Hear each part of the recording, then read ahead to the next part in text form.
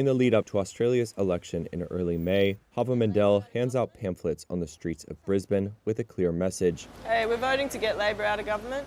The Jewish activist and mother of two previously backed Australia's ruling party for its climate policies, but she doesn't feel that the government has done enough to address a rise in anti-Semitism since the beginning of the Israel-Gaza war in late 2023.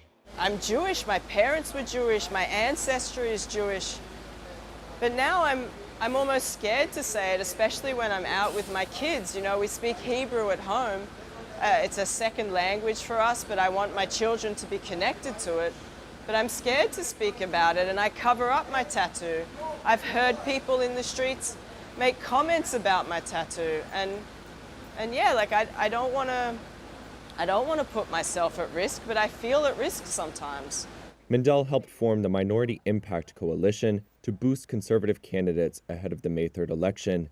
We have a weak Labor government with radical Greens allies who are not doing anything. They're just not doing enough. In Sydney, nonprofit worker Oz Fahmy has grown similarly disenchanted with the Labor Party, but for entirely different reasons. She previously volunteered to get her local representative, Home Affairs Minister and Labor member Tony Burke re-elected.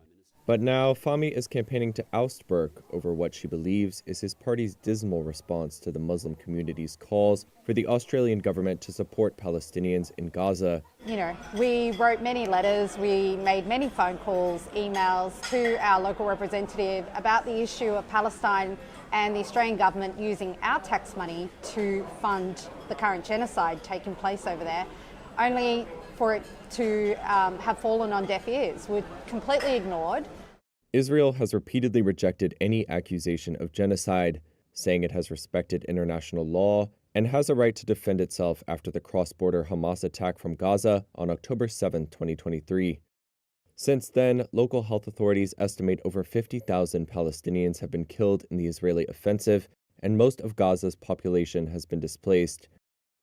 Since late 2023, Prime Minister Anthony Albanese's government has walked a tightrope between expressing concern for Palestinians and supporting ally Israel's right to self-defense.